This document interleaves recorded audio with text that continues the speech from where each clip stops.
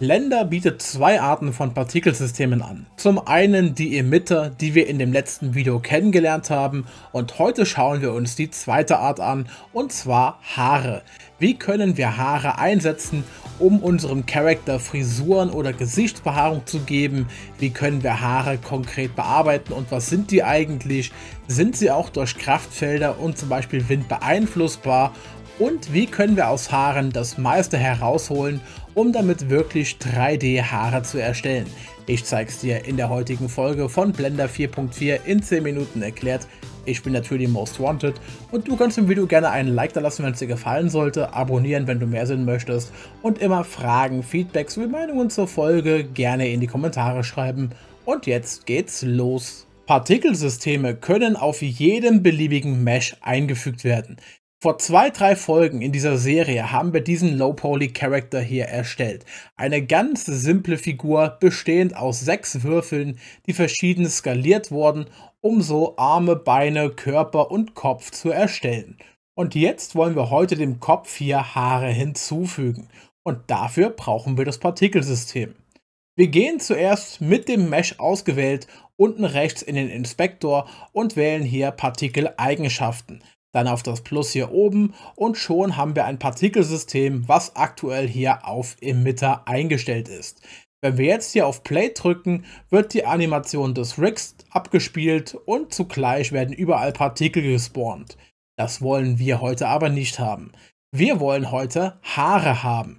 Und dann sieht das Ganze erstmal hier sehr wild aus, denn es werden jetzt gerade über alle Flächen dieses Meshes verteilt 1000 Haare gespawnt, die eine jeweilige Länge haben von 4 Metern und jedes Haar davon hat 5 Segmente. Diese Einstellungen hier und auch die Quelle-Einstellungen hier unten musst du vorab treffen, bevor du beginnst, die Haare auch nur in irgendeiner Art und Weise zu bearbeiten.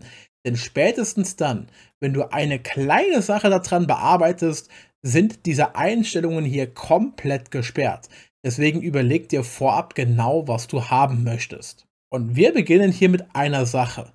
Wir wollen die Haare nur auf dem Kopf haben. Wie sorgen wir dafür, dass wir nur den Kopf bearbeiten können? Zu Beginn werden wir erstmal nur den Kopf aus dem Mesh extrahieren und zwar als Duplikat. Wir gehen hier oben auf unser Mesh, gehen mit Tab in den Edit Mode, gehen mit Zahlenreihe 3 in die Flächenauswahl, schnappen uns eine beliebige Fläche hier unseres Kopfes und weil das hier ein abgetrennter Würfel ist, der nicht mit dem Rest des Körpers zusammenhängt, kann ich hier einfach mit Steuerung und L alle verlinkten Flächen auswählen, was der komplette Würfel hier für sich ist. Und jetzt wollen wir den mal mit Shift und D duplizieren, mit Escape abbrechen und dann separieren in eine eigene Mesh-Node. Das machen wir mit der Taste P für separieren und wir machen separiere die Selection, also unsere Auswahl, in ein eigenes Mesh und jetzt können wir hier mit Tab den Edit Mode verlassen. Auf unserem ganzen Körper hier unten können wir jetzt das Partikelsystem hier wieder entfernen und es ist nur noch auf dem Kopf hier oben aktiv. Und hier drauf, wenn wir mal den Kopf hier auswählen, das ist jetzt hier Cube 001, den nenne ich mal hier oben kurz um, per Doppelklick auf Head, dann wollen wir jetzt hier drauf unsere Haare konfigurieren. Zuerst einmal die Haarlänge verringern auf zum Beispiel 1,5 Meter maximal, wenn überhaupt. Dann die Anzahl hier von 1000 Haare, das sieht eigentlich schon ganz passend aus, so sind ja nicht gerade wenige, das können wir ruhig so lassen. Und Segmente, das ist im Grunde das Interessante, Haare sind nichts anderes wie ein Pfad. Wenn wir mal hier Shift A machen oder oben das Add-Menü nutzen, und unter Kurve uns hier einen Path schnappen, dann wissen wir ziemlich genau, was ein Haar eigentlich ist. Wir haben jetzt hier einen Path, der hat einen Radius oder eine Länge hier von 1 Meter. Und wenn wir mal hier genau schauen, sehen wir hier 1, 2, 3, 4, 5 Vertices und Unterteilungen eben hier in 4 gleich große Segmente. Bei den Haaren haben wir jetzt 5 eingestellt. Die Anzahl der Segmente sorgt für mehr Geometrie, aber auch genauere Bearbeitung der Haare. Deswegen muss man sich schon gut überlegen, wie sehr will man Haare stylen. Wir werden mal hier den Path wieder löschen und uns hier oben die Haare schnappen. Und zwar hier unseren Head. Und ich sage jetzt mal hier, Segmente wollen wir mal 10 Stück haben. Das heißt, in diesem kleinen Abschnitt hier haben wir jetzt 11 Vertices für jedes Haar und somit 10 Unterteilungen möglich. Und jetzt mit dieser Einstellung, die für mich genauso passt, gehe ich hin und bearbeite die Haare. Und zwar mit einem neuen Modus, der ausschließlich für das Haarpartikelsystem gilt, nämlich hier oben links bei Object Mode das Particle Edit Mode. Und wenn wir hier drin sind, können wir mal mit T unsere Werkzeugleiste ausfahren. Die Werkzeugleiste hierbei, wenn wir sie ein bisschen breiter machen, zeigt hier 7, 8 Funktionen. Mehr brauchen wir hier gar nicht. Und zwar zuerst mal ausgewählt Comp. Das ist die kombinierte Funktion. Wir können, genau wie beim UV Mapping und beim Texture Painting und Co., hier oben einen Radius einstellen. Zum Beispiel mal 80 oder 100 Pixel. Und dann auch die Stärke von dem Effekt dieser Funktion. Meinetwegen hier mal 100%. Seitenansicht mit Nummernblock 3 und vor allem merken, wo war die Character-Vorderausrichtung. Bei uns hier guckt der Character nach -y, das heißt, wenn die Haare nach hinten gekämmt wären, müssten die hier in +y und dann hier runterhängen. Wir können hier drüber fahren jetzt, gedrückt halten und hier die Haare einfach so runterhängen lassen. Hier noch ein bisschen mehr dran gehen und dann hängen die schon hier am Hinterkopf jetzt so runter. Nehmen wir die Seitenansicht mit Nummernblock 1 von vorne und machen das links und rechts mal genauso. Wir haben jetzt hier die Haare, da können wir hier auf den Cut gehen. Und genau für diese Optionen und Operationen hier ist die Anzahl der Segmente wichtig, weil je weniger wir hätten, desto pixeliger und verkanteter sieht das Ganze aus. Aber so mit 10 haben wir schon eine gute Menge, um das passend hier hängen zu lassen und zu bearbeiten. Jetzt können wir hier auf dem Kopf natürlich auch noch welche nach rechts runterhängen lassen. Lassen wir das gerade mal so, um es simpel zu halten. Im Gesicht werden wir jetzt mal sämtliche Haare entfernen, weil wir die hier nicht brauchen. Und das machen wir so, indem wir hier links auf Cut gehen. Cut ist die Funktion zum Haare schneiden. Da können wir jetzt hier einfach mit der Maus gedrückt halten, drüber fahren und die somit hier rauslöschen. Im Übrigen gilt das auch in der anderen Ansicht hier. Wir können damit auch Haare einfach kürzen, ungefähr so. Also wenn wir an bestimmten Stellen Haare länger oder kürzer haben wollen, können wir das einfach hier bearbeiten, bis wir zufrieden sind und so versuchen, vielleicht eine kleine stoppelige Gesichtsbehaarung zu machen oder einfach auch hier jedes Härchen im Gesicht hier zu entfernen. Mit der Add-Funktion, das genaue Gegenteil, können wir Haare auch wieder einfügen und die starten dann mit der ursprünglich konfigurierten Länge von einem halben Meter. Du siehst auch jetzt hier gerade, die Optionen sind gesperrt. Wir können das nicht mehr bearbeiten. Selbst im Object Mode oder im Edit Mode ist ganz egal wo, das bleibt hier ausgegraut. Wir wollen nochmal in Particle Edit gehen und diese Haare hier nochmal schön wegschneiden. Also hier Cut und auf Wiedersehen. Einmal die hier, dass das Gesicht hier wenigstens schön frei ist. So, wie kommen wir an die Unterseite von unserem Kopf heran? Ganz simpel. Mit der Raute-Taste können wir alles andere für den Moment mal ausblenden, bis auf unsere ausgewählten Objekte. Und jetzt können wir hier uns herumdrehen und genau wie vorher einfach passend überlegen, wir wollen hier sämtliche Haare löschen auf der Unterseite. Ein bisschen Verlust außen ist dabei immer. Ungefähr so. Und dann haben wir doch schon hier fast alle erwischt, die wir haben wollen. Die hier müssen ebenfalls noch weg. Ungefähr so. Da haben wir noch ein einzelnes langes herunterhängen. Das hier war falsch. Ein bisschen näher herangehen und nochmal ungefähr so. So. Und da sind die Haare geschnitten. Entsprechend können wir also hier mit unserer kombinierten Funktion alles nochmal ausrichten oder auch hier zum Beispiel mit dem Smoothing arbeiten, um hier in der Seitenansicht nochmal Sachen ein bisschen abzurunden, dass die eher besser aufeinander liegen und nicht zu verkantet einfach voneinander weg sind. Ihr seht, wenn wir das hier ein bisschen vergrößern, kann das vielleicht eher so eine Dauerwelle und Locke werden.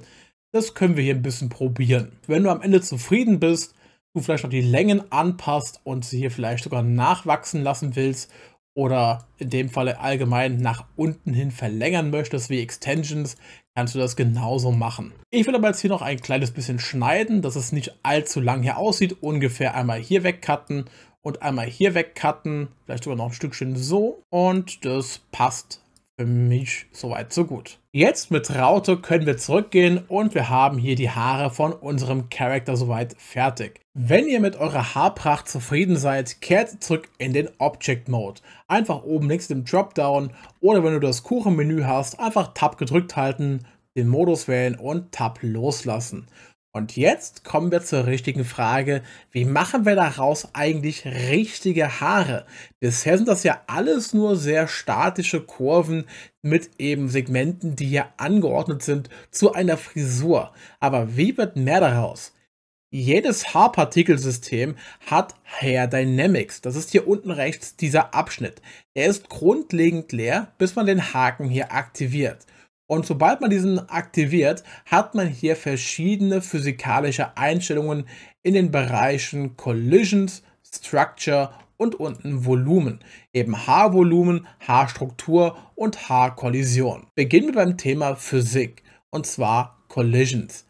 Wenn wir aktuell mal hier unten die Animation spielen lassen, dann fallen die Haare einfach runter und die hängen im Mesh drin wie normale Kleidung.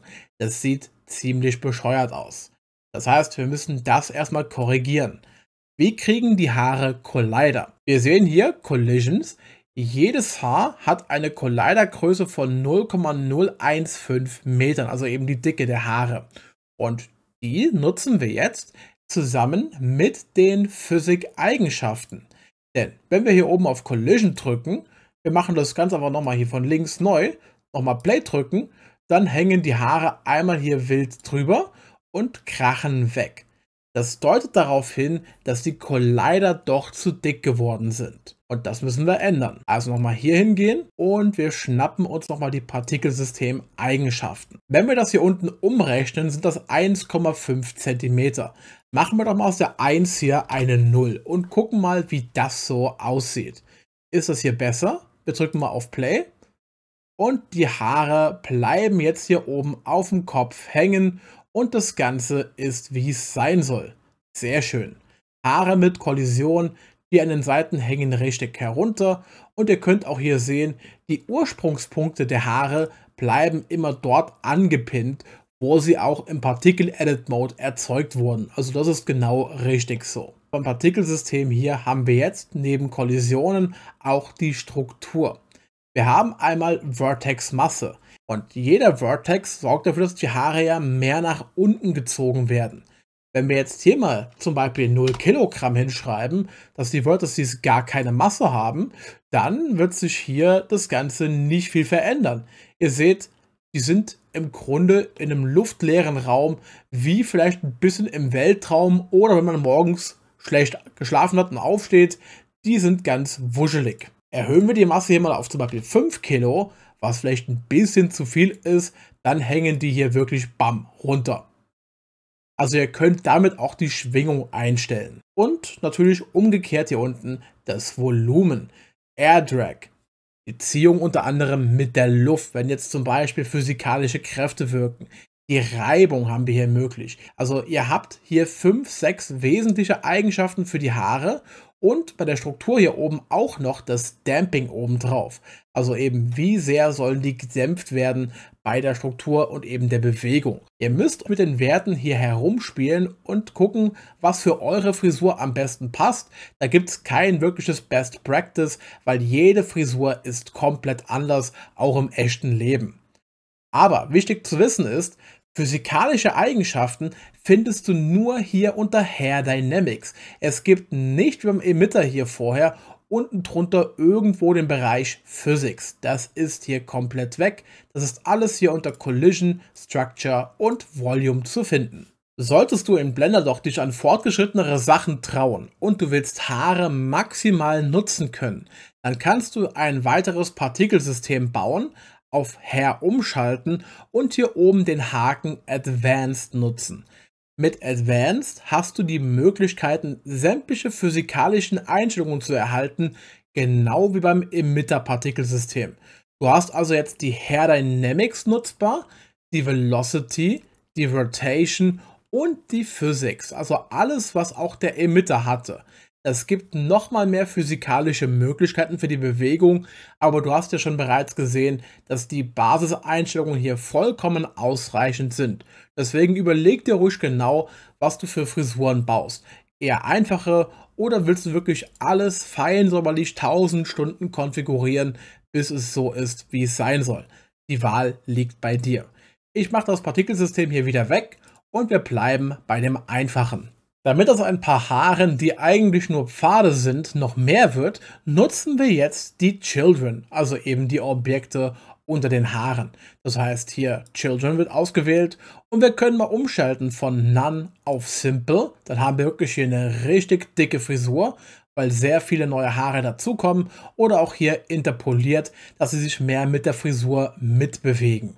Und jetzt können wir hier den Display Amount nutzen und die Anzahl ein bisschen reduzieren oder auch je nachdem erhöhen. Da müssen wir wirklich schauen, wo wir die Haare nochmal haben und wo welche entfernt sein sollen. Probiert immer die Roughness und auch hier unten das Clinking aus. Denn der Clink-Type sorgt dann dafür, dass wir so ein bisschen hier eine Verzerrung haben, eine Verdrehung vom Ganzen. Das Ganze vielleicht eher radial, ein bisschen wuscheliger wird hierbei. Da haben wir viele Möglichkeiten, um nochmal weitere Haare wirklich wuschelig oben auf dem Kopf oder im Gesicht dazu zu bekommen. Und bei der Roughness hier wiederum können wir genauso arbeiten, das Ganze ein bisschen verzerren, bewegen, länglicher machen und korrigieren, bis uns das alles genauestens gefällt. Da haben wir auch Einfluss drauf auf jeden kleinsten Wert. Gehen wir nochmal aufs Thema Haare und Physik. Können Haare eigentlich durch externe Kräfte beeinflusst werden, wie zum Beispiel Winde oder Kraftfelder? Geht das? Natürlich, das ist ebenfalls ein Partikelsystem. Wir haben schon den Collider hinzugefügt. Wir können auch physikalische Eigenschaften ändern. Unter anderem als erstes solltest du hier unten hingehen bei den Hair Dynamics, die Structure, dort die Vertex-Masse von den vorherigen 5 Kilo wieder runter auf den normalen Wert 0,3 Kilo abändern, dass die Haare schön leicht sind. Jetzt fügen wir mal hier einen Windkanal hinzu, und zwar ein Kraftfeld. Über das Add-Menü oder eben mit Shift und A hier unten das Force Field auswählen und einmal Wind nehmen. Ob von unten, von vorne oder von der Seite ist ganz egal. Mit dem Pfeil hier den Windkanal ein bisschen länger ziehen und wir gehen mal hier auf Frame 0 und drücken mal hier Play. Jetzt sehen wir, die Frisur wird von unten hier hochgedrückt durch den Wind und das sieht auch schon mal ganz witzig aus. Die Haare verhalten sich entsprechend des Windes, gehen in die gleiche Richtung mit, ist ja weiterhin ein Partikelsystem mit physikalischen Möglichkeiten. Wenn dir eine Szene oder ein bestimmter Frame sehr gut gefällt als Frisur und du möchtest das Ganze speichern als eigene Haare, dann kannst du das in ein Mesh umwandeln. Und zwar wie folgt. Hier unten Frame 190 nehmen wir jetzt mal als Beispiel. Wir wählen einmal unseren Kopf aus, das Objekt, wo das Partikelsystem drauf ist. Dann wählen wir den Reiter Modifier aus. Denn ganz wichtig, Haare und eben Partikelsysteme sind ein Object Modifier, der eingefügt wird, und zwar hier in der Mitte, und die Collision von der Physik ebenfalls, sowie auch die Armature, die wir immer verbinden mit dem Mesh, ist ebenfalls ein Modifier. Und beim Partikelsystem wollen wir hier Konvertiere in ein Mesh drücken.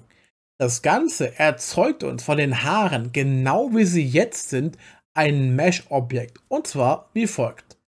Jetzt haben wir hier unten ein neues Mesh namens Mesh, das sind hier die Haare eben, und wir haben noch unseren Kopf mit dem Partikelsystem, was genau wie ausgewählt hier bei Frame 190 ist. Nehmen wir jetzt mal hier wieder Frame 1 oder 0, sind die Haare hier wieder normal, aber unser neues Objekt hat diese Pose immer noch und das sieht eigentlich schon sehr wild aus. Jetzt, wo wir eine Frisur als Mesh haben, können wir diese weiterverarbeiten. Unter anderem per Rechtsklick Convert to Curve. Denn eine Kurve hat eine sehr schöne Funktion, und zwar das Beveln von Objekten. Wir können jetzt hier unten bei den Daten des Objektes hingehen, in der Geometrie hier aufklappen und bei Bevel zum Beispiel nur die ganz simple Rundung nutzen und hier eine Tiefe einstellen von zum Beispiel 0,01 Meter. Jetzt haben wir hier ein Frisuren-Mesh, viele Spaghetti-Haare und das sieht eigentlich sehr lustig aus. Aber es kommt noch besser. Nur weil es eine Kurve ist mit gebevelten Meshes, ist die Konfiguration noch lange nicht zu Ende. Wir können auf diesen Haaren hier jetzt in den Edit-Mode gehen und Kurven haben so eine schöne Funktion in der Werkzeugleiste mit T auf der linken Seite. Und zwar das dritte Symbol von unten hier, das ist der Radius. Mit dem Radius können wir jetzt hier einzelne Endpunkte oder einzelne Knotenpunkte auswählen und den Radius hier richtig schön klein ziehen. Denn damit können wir jetzt hier regelrecht Haarspitzen erstellen. Und schaut mal hier, jetzt sind die Haare fast im Grunde wieder geschlossen. Wir machen mal hier noch Fill Caps. Und so könnte man eben eine Mesh-Frisur ebenfalls stylen. Vor allem hier an den Seiten, wo das jetzt gerade ist. Also, egal ob Haarpartikelsystem, Meshes oder Kurven, ihr könnt mit allen drei Objektarten weiterarbeiten und euch so theoretisch Frisurvorlagen machen und die einfach austauschen. Nur, der Nachteil in so einer Frisur ist eben, die ist statisch. Die wird nicht mehr von der Physik beeinflusst. Das Mesh ist quasi final. Kommen wir deswegen zur viel interessanteren Frage, wie können wir Haaranimationen und auch Partikelsystemanimationen eigentlich baken, dass die gespeichert sind? Ganz einfach. Wir wählen das Objekt aus, wo die Partikelsysteme drauf sind. Dann gehen wir in den Partikelsystem Eigenschaften Tab. Dann machen wir hier unten mal alles zu und gucken mal hier nach dem Wort Cache. Der Cache ist nämlich das, was wir hier unten beim Spielen der Timeline immer berechnen und wie es aktuell aussieht. Also eben diese einzelnen roten Punkte hier unten, das sind die gecachten Frames.